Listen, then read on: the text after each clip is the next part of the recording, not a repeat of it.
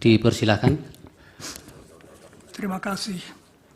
Yang mulia para hakim, berikut ini saya mau memaparkan bahwa dalam kaitan dengan pemilihan umum Februari lalu yang singkat pemilu, ada unsur-unsur yang kalau betul-betul terjadi merupakan pelanggaran etika yang serius, serta apa implikasi pelanggaran-pelanggaran itu.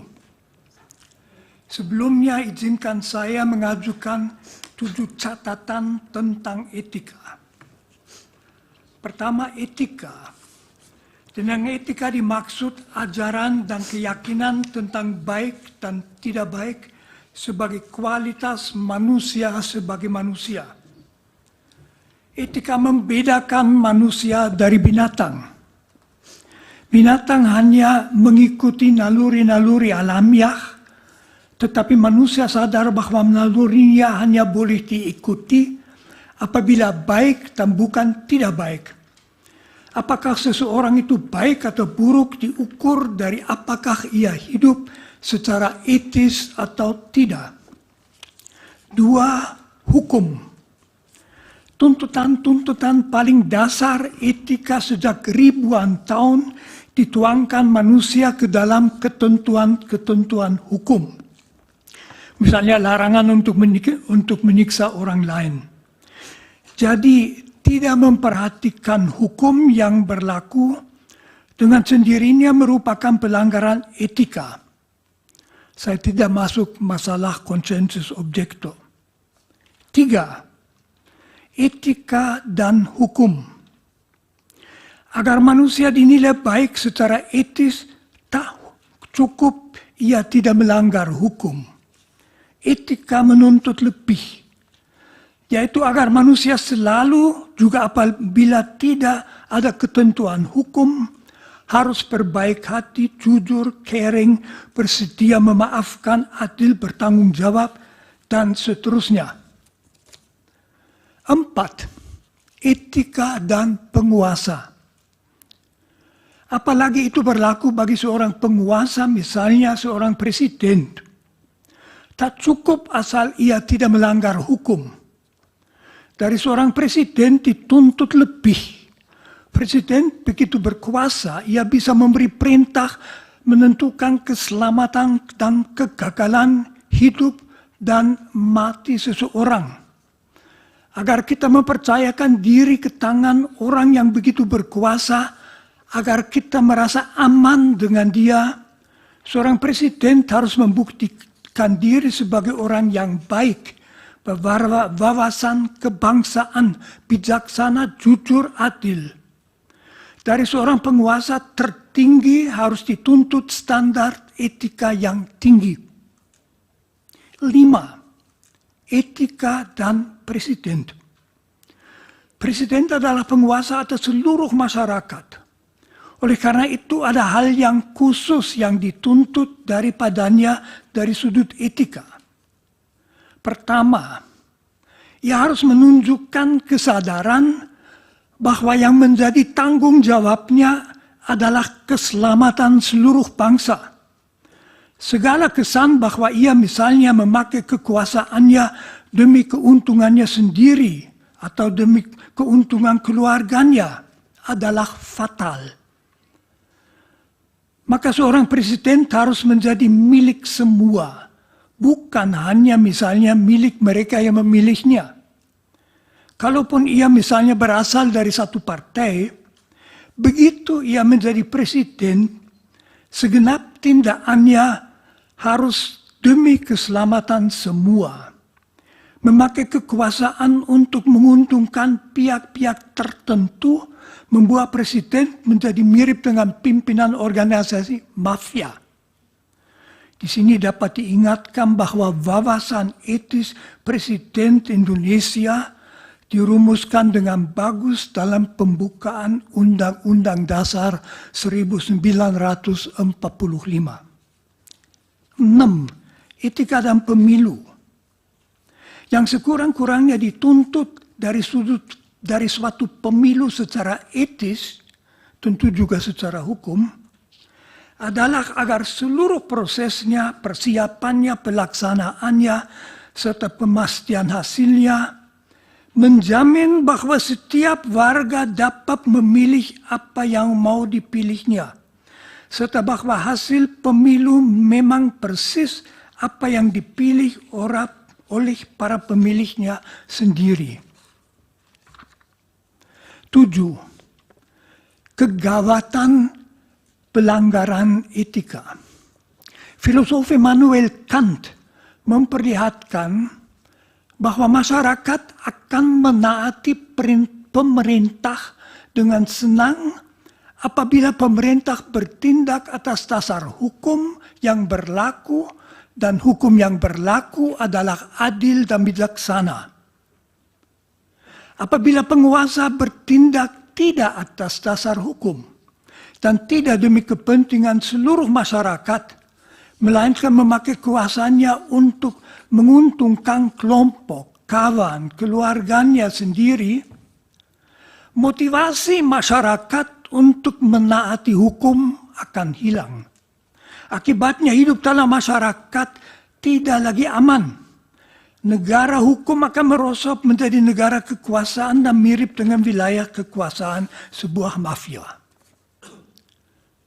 Sekarang saya ke bagian pelanggaran etika dalam kaitan dengan pemilu 2024. Pertama, pendaftaran Gibran Raka Buming Raka sebagai calon wakil presiden oleh Komisi Pemilihan Umum.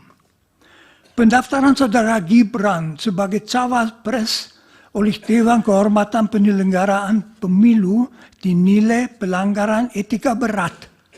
Karena pendaftaran itu dilakukan meskipun Majelis Kehormatan Mahkamah Konstitusi menetapkan keputusan Mahkamah Konstitusi yang memungkinkannya sebagai pelanggaran etika yang berat. Sudah jelas, mendasarkan diri pada suatu keputusan yang diambil dengan pelanggaran etika yang berat merupakan pelanggaran etika berat sendiri. Penetapan seseorang sebagai calon wakil presiden yang dimungkinkan secara hukum hanya dengan suatu pelanggaran etika berat juga merupakan pelanggaran etika berat. 2. Keberpihakan presiden dan misuse of power. Presiden boleh saja memberitahu bahwa ia mengharapkan salah satu calon menang. Tetapi begitu ia memakai kedudukannya, kekuasaannya untuk memberi petunjuk pada ASN, polisi militer, dan lain-lain untuk mendukung salah satu paslon, serta memakai kas negara untuk membiayai perjalanan-perjalanan dalam rangka memberi dukungan kepada paslon itu, ia secara berat melanggar tuntutan etika bahwa ia tanpa membeda-bedakan adalah presiden semua warga negara termasuk semua politisi. 3. Nepotisme. Kalau seorang presiden memakai kekuasaan yang diberikan kepadanya oleh bangsanya untuk menguntungkan keluarganya sendiri, itu amat memalukan. Karena membuktikan bahwa ia tidak mempunyai wawasan seorang presiden, hidupku 100% demi rakyatku, melainkan hanya memikirkan diri sendiri dan keluarganya. 4. Pembagian bantuan sosial. Bansos bukan milik presiden, melainkan milik bangsa Indonesia yang pembagiannya menjadi tanggung jawab kementerian yang bersangkutan dan ada aturan pembagiannya. Kalau presiden berdasarkan kekuasaannya begitu saja mengambil bansos untuk dibagi-bagi dalam rangka kampanye paslon yang mau dimenangkannya, maka itu mirip dengan seorang karyawan yang diam-diam mengambil uang tunai dari kas toko. Jadi itu pencurian, ya pelanggaran etika. Itu juga tanda bahwa ia sudah kehilangan wawasan etika dasarnya tentang jabatan sebagai presiden, yaitu bahwa kekuasaan yang ia miliki bukan untuk melayani diri sendiri, melainkan melayani seluruh masyarakat. 5 dan terakhir, manipulasi-manipulasi dalam proses pemilu yang jelas. Kalau proses pemilu dimanipulasi itu merupakan pelanggaran etika berat karena merupakan pembongkaran hakikat demokrasi. Misalnya kalau waktu untuk memilih diubah atau perhitungan suara dilakukan dengan cara yang tidak semestinya. Praktek semacam itu memungkinkan kecurangan terjadi yang sama dengan sabotase pemilihan rakyat, jadi suatu pelanggaran etika yang berat. Terima kasih. Terima kasih, Pak Romo. Dari kuasa hukum pemohon ada yang... Kami akan diwakili oleh Saudara Henry Yosodiningrat dan Saudara Andi Ignatius yang mulia. Silakan, Pak Henry. Terima kasih yang mulia. Saudara ahli, pada tanggal 7 November 2023, Majelis Kehormatan Mahkamah Konstitusi membacakan putusan nomor 02 garis miring MKMK garis miring L 11 2023 yang menyatakan bahwa Hakim Konstitusi Anwar Usman melakukan pelanggaran berat terhadap etika karena mengadili dan memutus perkara nomor 90 garis miring PUU garis datar 2021 garis miring 2023 dengan potensi benturan kepentingan yang kemudian memberikan keuntungan pada kerabatnya, yaitu Gibran Raka Buming Raka. Selanjutnya, pada tanggal 5 Februari 2024, DKPP membacakan putusan nomor 135, 136, 137, 141, PKE garis datar DKPP 12 Romawi 2023 yang menyatakan termohon KPU melanggar etika. Bahkan ketuanya diberikan sanksi peringatan keras terakhir karena termohon menerima pendaftaran Gibran Raka Buming Raka tanpa terlebih dahulu melakukan perubahan peraturan KPU nomor 19 tahun 2023. Hal ini menunjukkan bahwa awal mula kontestasi Gibran Raka Buming Raka dalam Pilpres 2024 adalah pelanggaran etika berat. Menurut ahli, apakah dua pelanggaran etika ini hanya berhenti pada pernyataan dan sanksi etika saja? Atau kedua pelanggaran ini harus memiliki dampak lain dalam kehidupan berbangsa dan bernegara, dalam dunia yang nyata? Itu yang pertama. Kalau pelanggaran Romo, nanti dikumpulkan dulu pertanyaan. oh ya, silakan. Baik. Saya lanjutkan pertanyaan. Ya. Baik. Maaf ya. Di dalam pembukaan Undang-Undang Dasar 1945 memuat kumpulan etika. Jika kedua bukti yang saya kemukakan di atas tadi, putusan DKPP dan MKMK,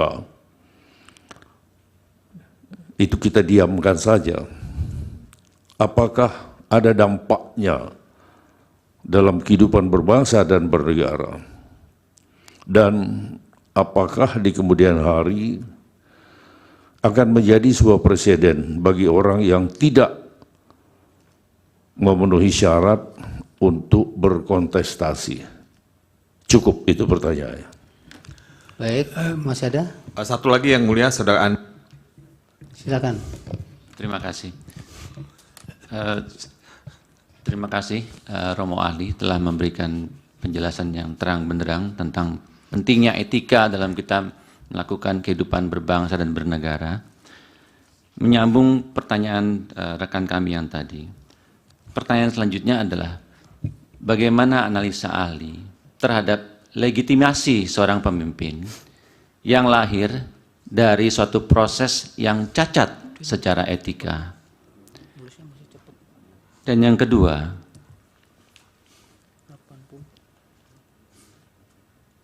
jika proses etika atau keputusan etika tadi tidak ditindaklanjuti, apakah proses hukum bisa melakukan koreksi terhadap adanya pelanggaran-pelanggaran etika yang terjadi berulang kali, agar di kemudian hari perjalanan kita dalam berbangsa dan bernegara tidak tercipta presiden yang buruk sehingga jadi lebih baik?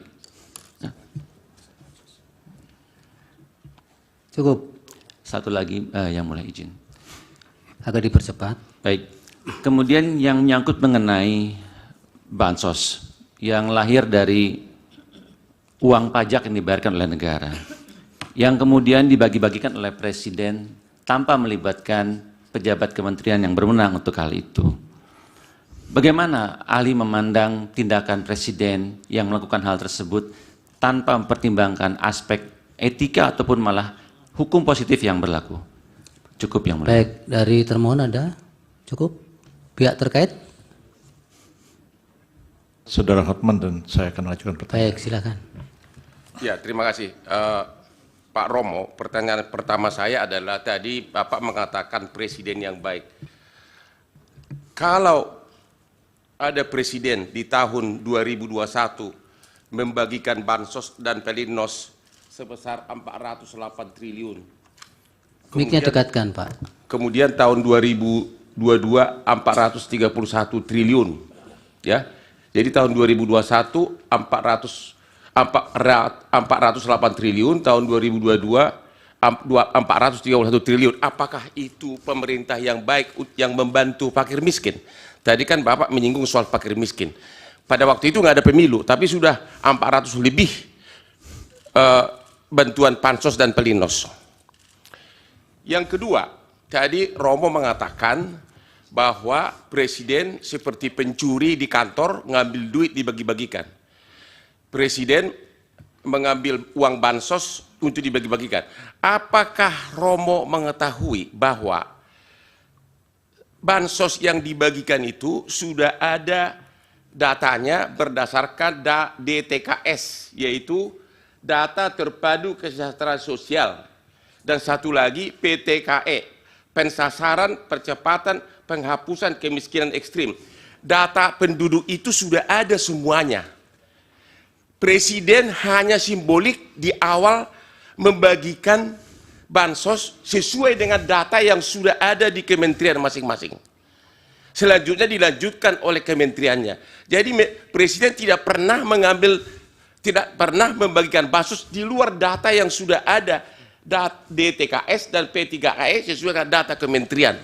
Dari mana Pak Romo tahu bahwa presiden itu seolah mencuri dari uang bansos lain untuk dibagi-bagikan? Padahal Pak Romo tidak tahu praktek pembagian data itu sudah ada datanya lengkapnya. Data lengkapnya yaitu namanya KPM, keluarga penerima manfaat. Namanya semua ada di situ. Mohon izin majelis karena ahli bukan ahli bansos atau... Ya, sudah tadi pertanyaan. Sudah. Pertanyaan saya. Pertanyaan Pak Hotman yang kedua juga sudah bisa ditangkap, Pak. Ya, karena tadi jangan kan diulang-ulang.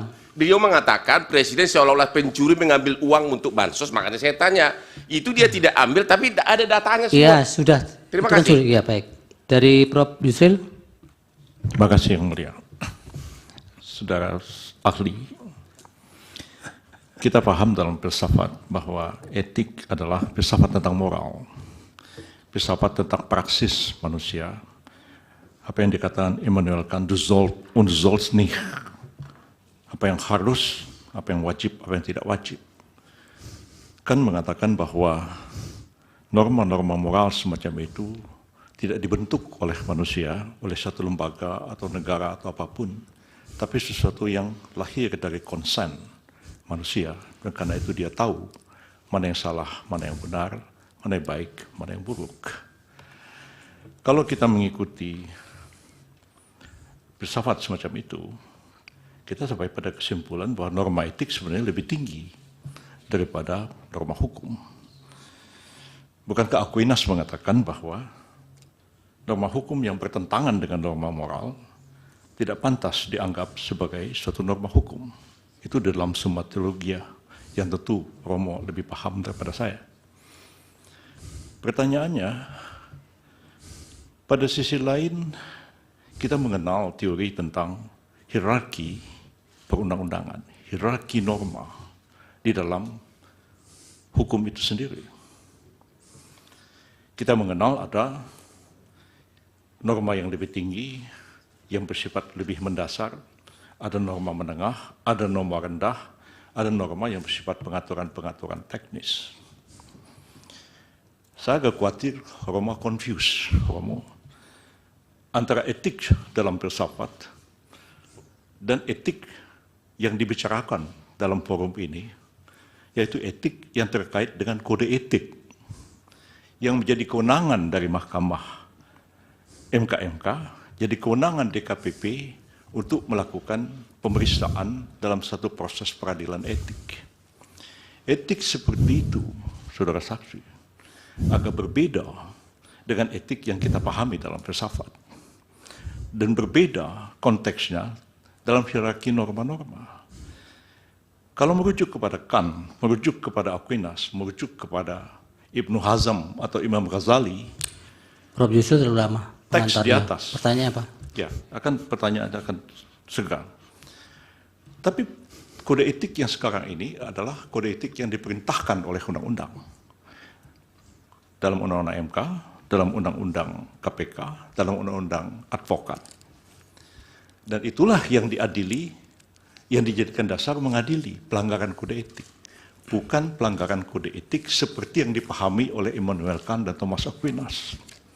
Apakah Romo bisa membedakan antara norma dalam filsafat, norma etik dalam filsafat, dan norma etik dalam pengertian norma etik yang dibentuk atas perintah satu undang-undang yang kedudukannya tidak akan mungkin lebih tinggi daripada undang-undang itu sendiri? Persoalannya adalah, apakah pelanggaran etik dari filsafat membawa implikasi kepada penyelenggaraan negara harus begini seperti yang Romo katakan? Ataukah pelanggaran kode etik sebagai code of conduct di dalam norma etik yang dijadikan dasar keputusan DKPP dan MK, apakah itu akan menggeser satu keputusan yang didasarkan atas norma undang-undang? Mohon Romo jelaskan persoalan ini. Baik, dari Bawaslu ada pertanyaan? Dari Hakim yang mulia Prof. Arief, silakan Prof. Baik, terima kasih Yang Mulia Ketua.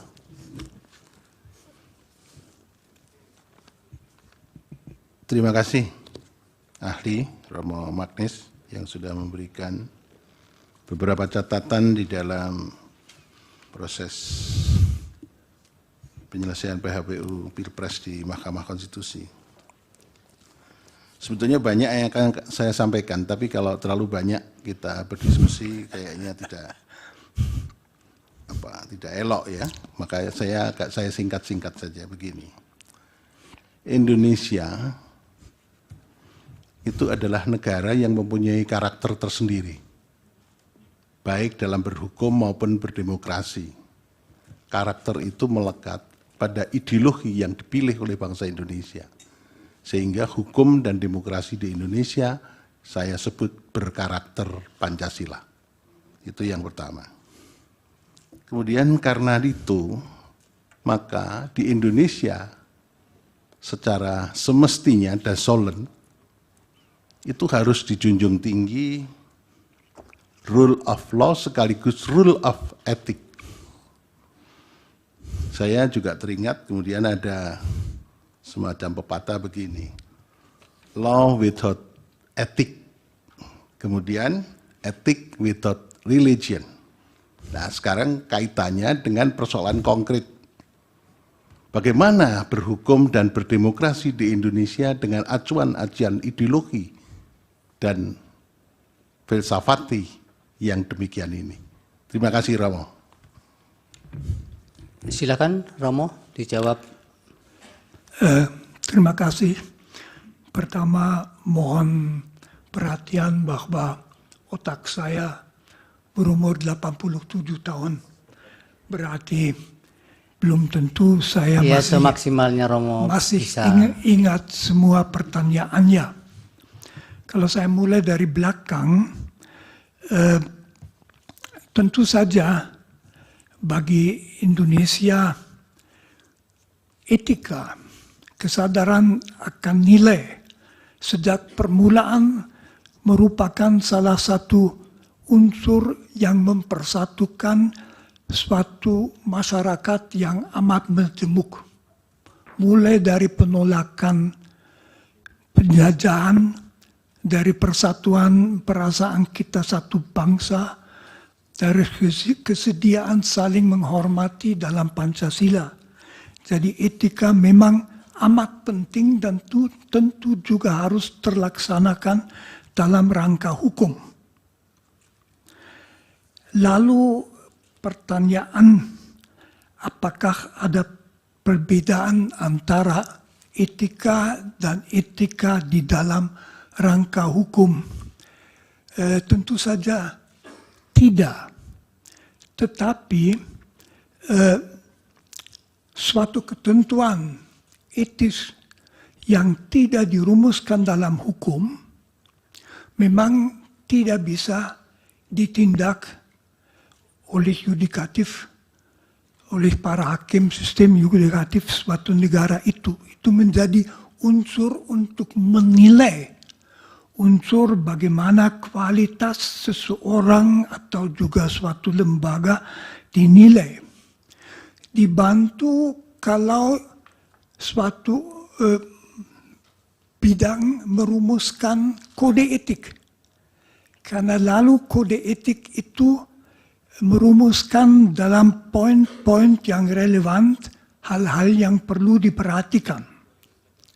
Jadi memang pelaksanaan para hakim dalam sistem yudikatif mesti atas dasar undang-undang. Di situ muncul pertanyaan yang di Jerman muncul keras sesudah runtuhnya Hitler. Apakah hakim boleh mendasarkan diri pada suatu ketentuan hukum yang harusnya diketahui? Harusnya diketahui, ya. Tidak berarti ada susunan resmi tidak boleh dipakai. Ada hakim yang sesudah Perang Dunia Kedua dihukum karena menjatuhkan vonis atas dasar hukum yang berlaku, misalnya hukuman mati. Jadi masalah hukum kodrat itu sudah over. Sekurang-kurangnya kita mempunyai hak-hak asasi manusia yang sekarang juga ada dalam undang-undang dasar kita. Diharapkan bahwa disadari bahwa etika tidak boleh dilanggar. Bagaimana itu masuk dalam hukum, ini oleh ahli etika tentu tidak bisa dikatakan. Mengenai bansos, saya tidak mengatakan apapun tentang yang dilakukan Presiden Jokowi. Saya melakukan kalau seorang presiden yang sebetulnya tidak mengurus langsung kementerian, mengambil bansos yang sudah disediakan di situ untuk kepentingan politiknya, maka itu pencurian. Apakah itu terjadi di Indonesia? Bukan urusan saya bukan ahli mengenai hal-hal itu. Saya hanya melihat kasus secara teoritis. Tetapi misalnya kalau dibagikan tanpa memperhatikan bahwa itu untuk para fakir miskin, ya itu saja sudah susah. Lalu mengenai dampak kalau pernyataan pelanggaran etika oleh Mahkamah Majelis Kehormatan diabaikan. Tentu saja itu memberi kesan bahwa asal ada kekuasaan, maka bukan hanya etika tetapi juga hukum tidak perlu diperhatikan. Jadi penguasa bisa mengatakan abaikan saja. Itu dengan sendirinya memperlemah sekali struktur negara seperti negara hukum. Indonesia itu adalah negara hukum dan mengabaikan pernyataan bahwa suatu keputusan merupakan pelanggaran etika yang berat.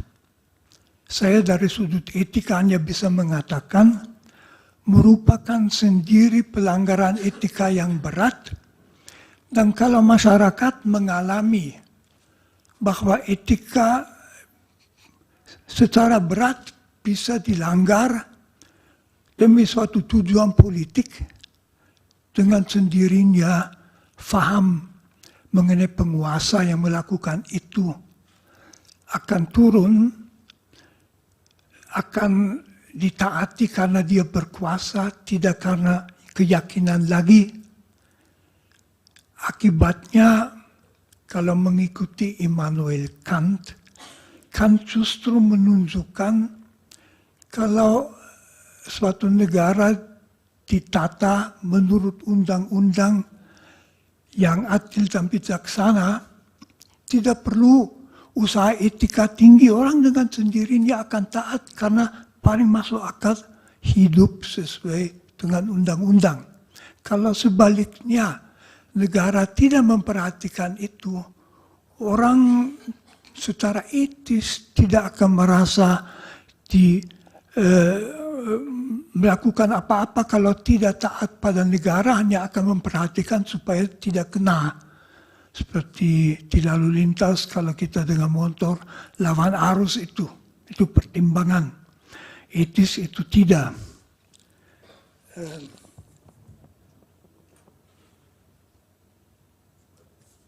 Belum tentu saya jawab semuanya. Cukup, Romo. Waktunya juga sudah habis. Ada satu majelis belum dijawab. Waktunya sudah habis. Ya, tapi dia belum jawab majelis. Iya, itu ahli tidak menjawab juga boleh kok. Oh iya, oke. Terima kasih, Romo.